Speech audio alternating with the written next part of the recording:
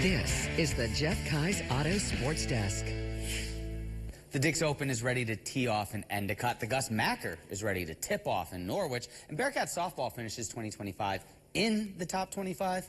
Welcome to the Sports Desk. The centerpiece of summer sports in the Southern Tier is 23 days away from teeing off on its first round. The Dix Open is back in July for 2025 and back at En-Joie Golf Club for another year. Preparations are well underway in Endicott for the event as structures and grandstands are going up all along the greens. This year's first round tees off on Friday, July 11th. The 3 rounds of PGA's Champions Golf is just the beginning of all that's going on, though. Tournament Executive Director John Carides tells 12 Sports his team is getting ready for a full week's worth of entertainment in the 607. Everything's coming right along the plan. All of our structures are up.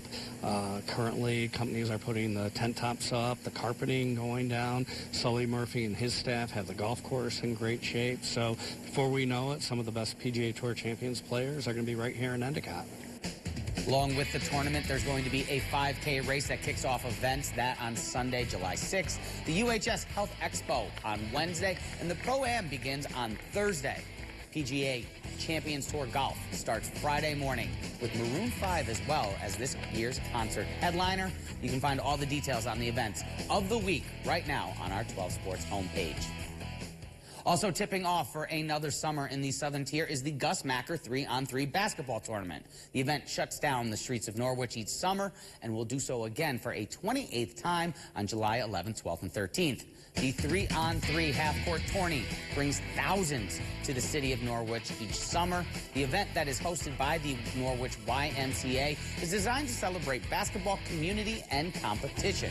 James Mullen, the YMCA's executive director, says the tournament helps build a culture of community in the Southern Tier, that through the game of basketball. You know, it's just exciting to see a lot of the visitors to our region, and it gives us an opportunity to showcase what we can do in bringing a national 3-on-3 tournament to Norwich. Part of the proceeds from the event will go directly back to the YMCA to help with their operating costs throughout the year. You can find out more details as well on how to register right now on our website, WBNG.com. A couple of news and notes from campus as the Bearcats put a bow on 2024-2025. Bearcats softball finished the year in the highest spot in rankings history for the program. Binghamton is ranked 17th in the final D1Softball.com mid-major rankings. Bearcats are the first team ever as well in America East history to crack the mid-major top 25. The conference regular season and 20 champs ended the year with a 36-14 record, as well as a trip to the NCAAs and the Eugene Regional. Bearcats softball also adding some depth to its outfield via the transfer portal. Fifth-year grad Darian McDonough signing on to spend her last year of college in Binghamton. The Rhode Island native played 106 games at Boston College over 4 years, starting 73 of them.